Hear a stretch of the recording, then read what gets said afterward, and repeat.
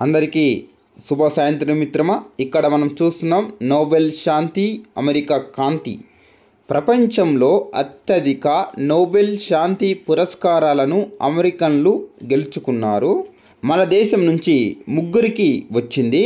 అందులో భాగంగా mother Teresa, 14వ దలై లామా, కైలాస్ సత్యార్థి, 2014లో పాకిస్తాన్కు చెందిన మలాలా యూసఫ్ జైతో సంయుక్తంగా పొందడం జరిగింది. ఎవరెవరు? మదర్ తెరిసా, 14వ దలై లామా, కైలాస్ సత్యార్థి. 2014లో పాకిస్తాన్కు చెందిన మలాలా యూసఫ్ జైతో సంయుక్తంగా పొందడం జరిగింది. 5 కంటే ఎక్కువ సార్లు పొందిన దేశాలు ఇక్కడ చూసినట్లయితే మిత్రమా, అమెరికా 23 సార్లు, యూకే 11 సార్లు,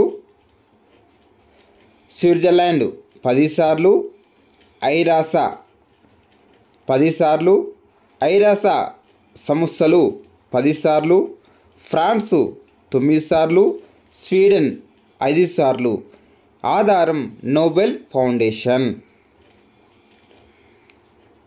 ప్రపంచంలో అత్యధిక నోబెల్ శాంతి పురస్కారాలను అందుకున్న దేశము అమెరికన్లు.